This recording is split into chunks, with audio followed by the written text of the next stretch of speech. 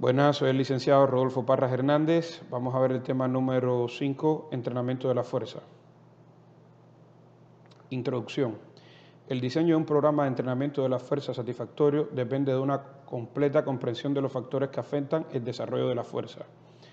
Algunos factores son estructurales y otros funcionales. Sin embargo, los factores estructurales solo proporcionan el potencial para producir fuerza, ya que esta es un fenómeno neuromuscular que explota este potencial para generar actividad motora.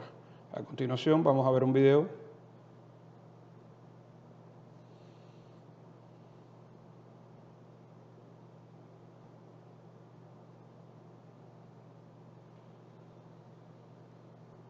Dos formas de entrenar la fuerza, el método de la repetición máxima y el método de las repeticiones en reserva. Cuando hablamos de entrenar la fuerza, en la actualidad existen dos métodos distintos de entrenar la fuerza: el método RIR, repeticiones en reserva, o método de percepción del esfuerzo, y el método basado en nuestro RM, o repetición máxima, que es el peso máximo que podemos mover en una única repetición. Trabajar la fuerza método repetición máxima. Cuando hablamos del entrenamiento de fuerza basado en el cálculo del RM, hablamos de los ejercicios multiarticulares, press banca, press militar, peso muerto, remo con barra y sentadilla. Cuando nos disponemos a realizar un test de fuerza para hallar nuestro RM, podemos encontrarnos con un problema, es el de no contar con un compañero que nos supervise y pueda sujetarnos la barra en caso de fallar el levantamiento correspondiente. ¿Por qué es importante contar con un compañero? Si vamos a calcular nuestro RM, tenemos que tener en cuenta que hay pesos que superan nuestras capacidades, podemos encontrarnos con un fallo muscular con el que no contábamos, hemos cargado demasiado peso en la barra, por lo que podemos tener un accidente y que la barra caiga hacia nosotros y nos aplaste, puede ser muy peligroso en el caso de press de banco plano. ¿Cómo calcular nuestro RM? Para calcular el 1RM de cada ejercicio, debemos realizar antes unas series de calentamiento, una o dos series bastará, y las llamadas series de aproximación. Si somos principiantes, las series de calentamiento podemos realizarlas con el peso de la barra, de esta forma iremos interiorizando la mecánica del ejercicio que vamos a realizar. Una vez comencemos nuestras series de aproximación, planificamos entre 3 y 5 series, para ir añadiendo el peso a la barra en cada serie. Recomiendo que sea ejercicios básicos para evitar percances y que en la próxima planificación de trabajo en función de nuestros 1RM, no nos estanquemos muy pronto. En ese orden de ideas, la progresión la iremos viendo en función de nuestras sensaciones, pero rebajando siempre un poco el peso. Ejemplo, si tuviéramos un 1RM en press banca de 70 kilos, lo recomendado que iniciáramos como si solo fuéramos capaces de levantar 60 kilos. Si planificamos una rutina basada en los 1RM, vamos a entrenar con un porcentaje de ese peso máximo en función, por lo que tomar literalmente el 100% de nuestro 1RM puede significar un nivel de exigencia muy alto para nosotros. Además, el método de entrenamiento basado en el cálculo del 1RM es un método muy variable, ya que depende de nuestra alimentación, descanso, cómo hayamos dormido, las labores realizadas en el día. Un claro ejemplo: nuestro 1RM del lunes no va a ser igual al del sábado. Método repeticiones en reserva para trabajar la fuerza. El método RIR, reps in reserve o repeticiones en reserva, se basa en la percepción que cada persona tiene del esfuerzo, por lo que es muy importante que la persona que utilice este método sea totalmente sincero y dé el 100% en cada entrenamiento. Este es un método que al principio puede ser muy difícil de dominar, sobre todo si empezamos trabajando de forma conservadora para no sobreentrenarnos ni subestimar nuestras capacidades y cargar más peso del que podemos mover de forma correcta y segura. El método de las repeticiones en reserva se basa en cargar un peso con el que seamos capaces de realizar un número determinado de repeticiones en un ejercicio, por ejemplo, un peso con el que podamos realizar 12 repeticiones en sentadilla, y realizamos un número de repeticiones por debajo de esas 12, por ejemplo 9. En este caso estamos trabajando con un RIR igual a 3, dejándonos 3 repeticiones en reserva. Podríamos seguir entrenando con el mismo peso hasta que nuestro RIR fuera igual a 1, es decir, que pudiéramos realizar tan solo una repetición más de las realizadas. Al principio costará acostumbrarse a este método, pero sin discusión es mucho más confiable y preciso para calcular nuestro volumen de entrenamientos que el método del 1RM. Además, una diferencia de este método con respecto al método del 1RM, es que el método RIR de entrenamiento de la fuerza lo podemos utilizar en movimientos multiarticulares y movimientos aislados, por ejemplo, un curl de bíceps. Método de repetición máxima versus método repetición en reserva. El más fácil de utilizar y menos riesgo propone, principalmente para novatos, es el método de entrenamiento basado en la percepción del esfuerzo, ya que aunque al principio no estemos acostumbrados y podamos errar en dicha percepción, es fácil de modificar el peso con el que trabajaremos y no vamos a necesitar la ayuda de un compañero. Uno de los argumentos válidos contra del método del 1RM es que cuando nosotros calculamos dicho peso, lo calculamos para todo el ciclo de entrenamiento, sin tener en cuenta que no todos los días vamos a estar en la misma condición física y de descanso. Aunque una forma de solucionar este punto sería contar con la ayuda de un encoder, el cual nos medirá la velocidad de levantamiento en varias repeticiones y podremos calcular nuestro 1RM de forma muy aproximada y sin necesidad de contar con la ayuda de un compañero.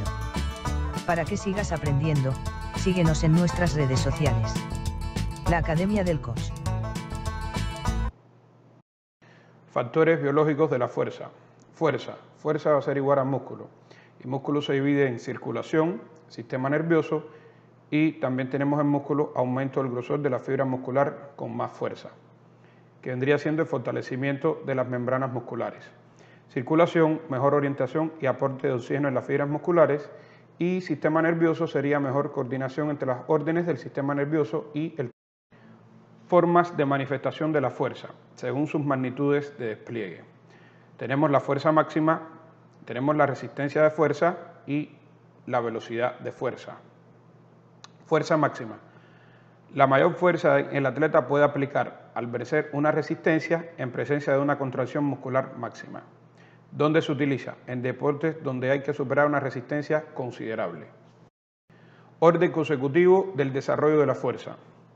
Desarrollo muscular, coordinación intramuscular y entrenamiento combinado, fuerza específica, y dentro de la fuerza específica tendremos fuerza explosiva o rápida, máxima o métodos de entrenamiento de la fuerza máxima, extensivos e intensivos.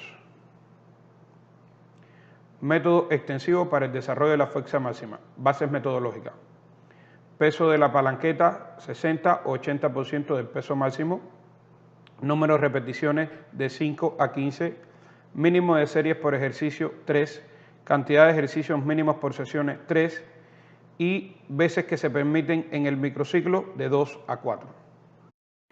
Método intensivo para el desarrollo de la fuerza máxima. Bases metodológicas. Peso de la palanqueta de 80 al 100% del peso máximo. Número de repeticiones de 1 a 6. Mínimo de series por ejercicios, 3. Intervalo de descanso entre series de 1 a 5 minutos. Cantidad de ejercicios por sesiones de 4 a 6. Y veces que se repite en el microciclo. Formas de manifestación de la fuerza, según sus magnitudes de despliegue. Fuerza máxima, fuerza explosiva, fuerza rápida, resistencia de fuerza. Relación entre la fuerza y el peso del deportista. Fuerza absoluta, la mayor fuerza que puede aplicar independientemente del peso del atleta. Fuerza relativa, la mayor fuerza que se puede aplicar en relación con el peso. Fuerza rápida, la capacidad del atleta de aplicar mayor fuerza en el menor tiempo posible, con una aceleración cercana al máximo. ¿Dónde se utiliza? En deportes donde la resistencia a vencer. Fuerza explosiva, la capacidad del atleta de aplicar la mayor fuerza en el menor tiempo posible, con una aceleración máxima. ¿Dónde se utiliza? En los deportes donde hay que aplicar fuerza instantánea y donde la resistencia a vencer. Entrenamiento pliométrico. Es la acción del estiramiento acortamiento muscular en un periodo lo más breve posible. Consiste en solicitar a un músculo primero en su fase excéntrica, pasando enseguida al desarrollo de la fase concéntrica que sigue naturalmente. Es un método de estimulación mecánica con choques con el fin de forzar a los músculos a producir tanta tensión como sea posible. Es cuando ocurre una contracción excéntrica-concéntrica varias veces en un periodo lo más corto posible, venciendo un gradiente de fuerza determinando ya sea el peso corporal o de un objetivo. Elementos que constituyen la contracción pliométrica. Una fase excéntrica, una fase isométrica, quiere decir muy corta, y una fase concéntrica. Influencias fisiológicas del ejercicio pliométrico. Aumento de la capacidad elástica contráctil del músculo, aumento de la capacidad refleja del músculo.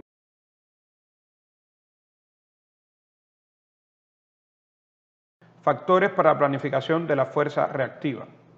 Factor intensidad.